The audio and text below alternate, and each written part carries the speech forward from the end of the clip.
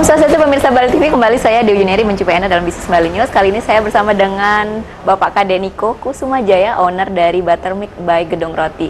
Jadi Pak Niko ini membuka bisnis baru di tengah pandemi COVID-19 yang dimana banyak juga pelaku bisnis yang down, tapi Pak Niko optimis untuk tetap bisa bergerak. Jadi bagaimana bisnis yang dijalani saat ini? Mari kita sapa Pak Niko. Om Swastiastu. Om Swastiastu. Gimana Pak kabarnya, sehat? Sehat luar biasa. Sehat luar biasa, selalu luar biasa ya. Memang di pandemi seperti kesehatan yang paling penting ya Pak. Benar, ya. setuju itu Pak. Jadi Buttermilk by Gedong Roti gitu ya. Mungkin bisa disampaikan dulu Pak, kenapa memilih bisnis Buttermilk ini, kemudian kenapa namanya by Gedong Roti gitu. Silakan Pak. Oke. Terima kasih waktunya. Mungkin saya perkenalkan, nama saya Kade Niko Kusumajaya. Sebelum dari pandemi ini sebenarnya kita tuh adalah supplier roti yang customernya tuh lebih ke villa, restoran, sama hotel. Cuma berhubung kemarin pandemi, jadi karena sudah tutup semua, kita sih sama tim juga berpikir untuk buat market baru. Jadi nggak mungkin lagi kita balik lagi Mbak ke hotel sama restoran itu karena mereka udah tutup. Jadi kita buat strategi baru di mana teman-teman atau warga-warga Bali yang sekitar Denpasar juga bisa menjadi market kita gitu. Jadi kita lebih larinya ke kayak roti manis, kita nyari roti bakar dengan prinsip ada diferensiasi di situ. Jadi kalau bisa di search di Buttermilk, kita beberapa punya produk yang kita original. Jadi diferensiasinya kita punya. Di situ pertama kali waktu pandemi kita buat belum ada tokonya, jadi kita emang benar dari rumah sendiri. Kita lebih ngembangin Instagram di situ Mbak, sosial media kita jualin. Setelah itu di 7 bulan lalu kemarin, tepatnya Agustus, akhirnya kita bukalah toko kecil di depan Rumah Sakit Wangaya. Di situ kita lebih banyak juga jual minuman-minuman juga, kopi-kopian, dan mocktail juga kita jual di situ. Kecil sih, tapi katanya orang imut sih Mbak. Kecil, imut, dan unik ya. Unik, yang paling penting itu. Iya. Jadi baru membuka store memang di situasi pandemi seperti ini ya. Benar. Jadi ketika yang sebelumnya sebagai supplier hotel villa, memang marketnya memang hotel villa ya. Benar, setuju Mbak. Hotel sama villa. Cuma kita berpikir ada dua sih Mbak. Kita mau bertahan tanpa berbuat sesuatu akhirnya juga kandas.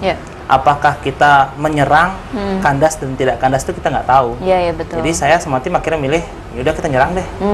Buat apa nanggung gitu. Iya. Dan saya ngelihat sampai sekarang sudah ada, jadi kita grafiknya nggak turun sih, grafiknya kita naik. Ya tinggal lebih ke manajemen promote dan lain-lainnya aja. Jadi lebih kita promosi, mungkin tahun ini buka lagi satu mungkin. Jadi mudah-mudahan akan work lah Mbak. Menunggu situasi Bali yang akan dibuka nanti. Jadi kita well prepare sekarang, branding well prepare. Nanti kalau sudah buka, kita udah tinggal ngegas aja sih. Kalau saya sih kayak gitu. Jadi memang di situasi pandemi seperti ini, situasi sulit, memang sebaiknya tidak berhenti ya, tapi terus bergerak karena tidak akan tahu apa yang akan terjadi di depan gitu ya.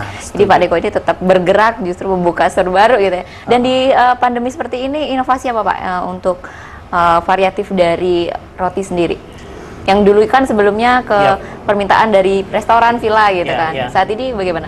Saat ini kalau untuk nama store saya dulu kan Gedong Roti untuk suppliernya. Jadi di Gedong Roti pun ada kok beberapa teman-teman atau pengusaha muda baru yang buat terus zaman sekarang dan lain-lain. Mereka kita juga support kok. Jadi mereka buat cuma, kalau zaman dulu kita ada namanya kuota pengiriman dengan harga berapa baru kamu boleh buat sama saya.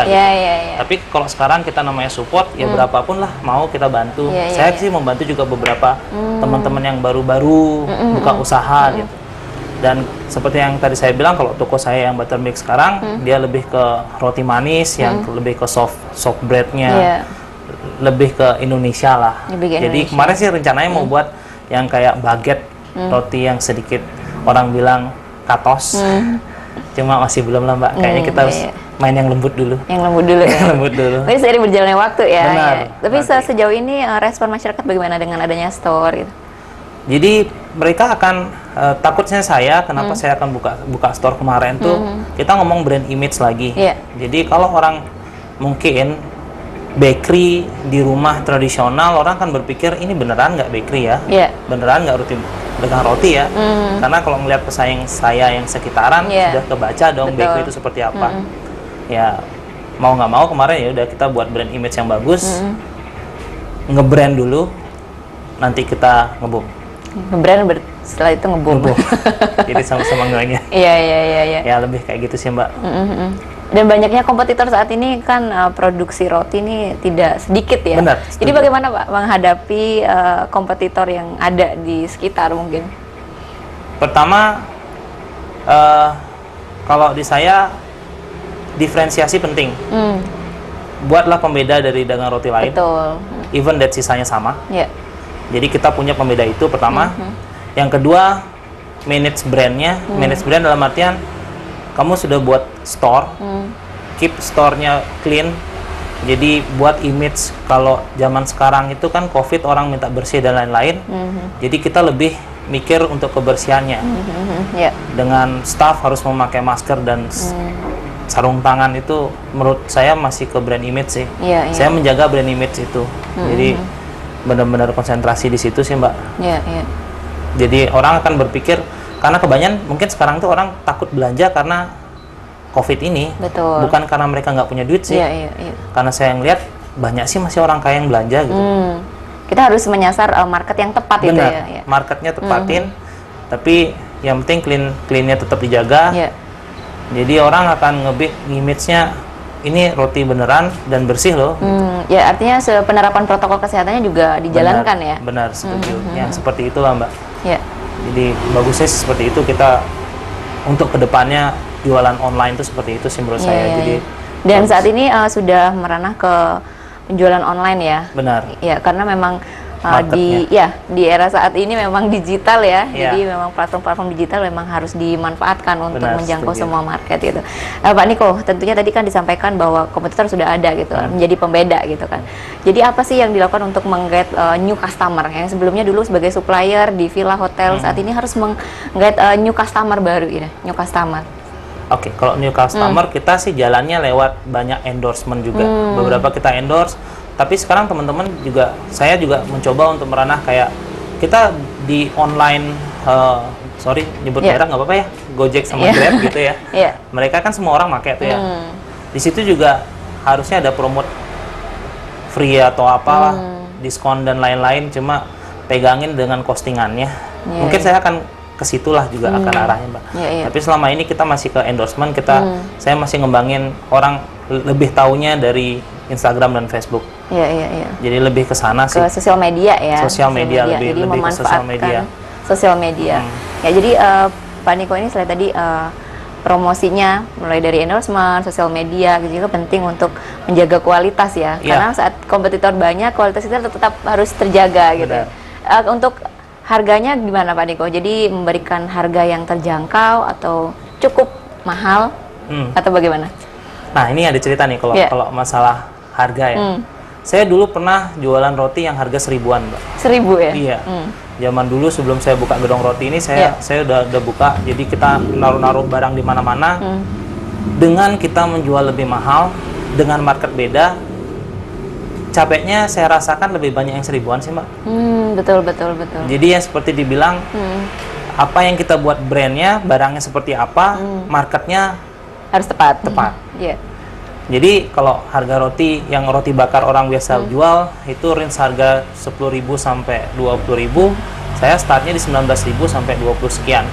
Kalau orang bilang lumayan sih harganya, cuma kalau kita punya diferensiasi dan brand toko kita kelihatan worth it Dan kualitas tentunya dan ya. kualitasnya terjaga, kayak saya sih yakin bisa sih. Berani ya. Heeh. Ya dengan menjaga kualitas dan Benar. juga servis ya, servis Itu paling pentingnya sih di situ ya, sebenarnya. karena pemenuhan permintaan itu kan penting ya. Jadi Iya. bagaimana kita bisa memberikan kepuasan kepada para customer gitu Iya. kan. Jadi untuk rencana ke depan nih bagaimana Pak Diko akan buka store-store baru atau berinovasi lagi? Akan ada banyak menu baru. Akan mudah-mudahan akan buka lagi store di tahun ini. Kalau kita lebih ke banyak promote untuk lebih mengenalkan orang, ada bakery lokalan Bali kok di Iya. Bali ini. Iya, iya. Jadi biar bisa orang ngeh dan semakin banyak orang tahu, minimal 10% dari rakyat Bali belanja, itu sudah luar biasa sih, Mbak. Betul ya. Jadi PR kita adalah mengenalkan toko ini biar semua orang tahu. Biar semua orang tahu ya. Lebih banyak yang tahu sih. Betul. Pak Diko ini berkecimpung di dunia perotian ya. Perotian. Di patisserie ya. Ini memang hobi cooking atau bagaimana pengalamannya? Saya sebenarnya hobinya sih jualan, Mbak. Jualan ya. Jadi kebetulan yang bapak saya tuh dulu chef bakery. Jadi udah berapa tahun lalu resign, udah pensiun, dan saya kerja di hotel juga. Sekitar 2016 saya berhenti dan saya bilang sama bapak saya, ayo kita buka usaha yuk. Jadi sebelum 2016 tuh kita udah mulai prepare. Saya berhenti 2016 kerja, kita mulai benar-benar jualan, jadi supplier. Di situ berkat bapak saya sih. Tapi saya basicnya bukan pastry bakery, saya bisa buat dengan ada kemauan sih, Mbak. Betul. Dan semua ada di Google dan YouTube. Ya bisa belajar ya, banyak platform untuk kita bisa berinovasi sebenarnya. Di situasi pandemi seperti ini ada pilihan untuk berhenti, tapi kenapa tidak untuk berjalan gitu kan? Jadi ketika pandemi ini selesai, kita nanti akan bisa berlari gitu, saat ini berjalan, nanti selesai bisa berlari. Gitu. Pak Diko, banyaknya peraturan ya, kebijakan dari pemerintah tentunya juga mempengaruhi kita juga di pariwisata juga, perputaran ekonomi. Ada nggak sih harapan yang ingin disampaikan kepada pemerintah? Harapannya untuk pemerintah semoga UMKM seperti saya dan teman-teman lebih di backup. Sekarang saya udah merasa sih kayak pemerintah sudah lumayan membackup UMKM. Cuma PR-nya kita adalah membuat semua orang teman-teman yang setelah ini sudah berhenti lama bekerja di hotel dan restoran supaya dapat pekerjaan lagi. Jadi kalau bisa itu secepatnya kita buka Bali. Jadi secara logika orang yang tidak bekerja, sudah menghasilkan uang, perputaran bawah itu akan ada, Mbak. Jadi kalau yang kayak sekarang kita tahu tahun kemarin semua banyak yang nggak bekerja, kan perputaran bawah tuh berhenti itu ya. Karena mereka nggak dapat duit, yang ngeluarin terus. Kalau berharap kayak ada beberapa hotel udah buka, itu saya senangnya di situ. Jadinya kalau bisa sih di backup lah teman-teman yang seperti itu. Jadi kita yang UMKM ada pergerakan ekonomi yang bagus. Betul, jadi besar ya harapan kepada pemerintah untuk membackup para pelaku UMKM ya, sehingga ada perputaran ekonomi ini tetap berjalan gitu ya. Pak Niko, banyak pelaku bisnis yang saat ini merasakan down, bahkan tidak siap ya dengan adanya pandemi. Tapi Pak Niko memilih untuk terus bergerak, terus berinovasi. Yang sih yang ingin disampaikan kepada rekan-rekan di rumah mungkin ya, pemirsa Bali TV yang juga sedang menjalankan bisnis, apa yang bisa kita lakukan di tengah pandemi seperti ini? Mungkin dari saya, apa yang saya alamin, pertama kita jualan itu kadang laku, kadang enggak, itu biasa. Yang penting kita harus, pertama mau mulai sesuatu, buatlah sesuatu diferensiasi atau pembeda sama yang lain. Barang boleh sama, rasa bisa beda. Secara tipsnya seperti itu sih. Dan tough, jangan putus asa. Saya yakin semakin banyak kita promosi, semakin banyak closing barang, tapi jangan lupa produk itu sendiri. Jadi kita ada beberapa orang lupa terus promosi kemana-mana, cuma barangnya nggak kejaga gitu.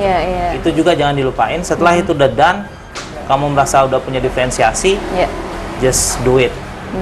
Jadi memang jadilah pembeda gitu ya. Produk boleh sama, tapi bagaimana kualitasnya, kemudian memberikan servis yang terbaik sehingga kita bisa menggait para customer gitu ya, sehingga mereka bisa repeat order dan sebagainya. Baik, terima kasih Pak Diko ya. Terima kasih banyak informasinya, sehat-sehat ya Pak ya. Semoga lancar bisnisnya. Terima kasih. Baik pemirsa, demikian tadi wawancara kami bersama dengan Pak Deniko Kusumajaya, owner dari Buttermilk by Gedong Roti. Sekian bisnis Bali News kali ini. Saya Dewi Neri. Terima kasih atas perhatian Anda. Sampai jumpa. Om Santi Santi Santi Om.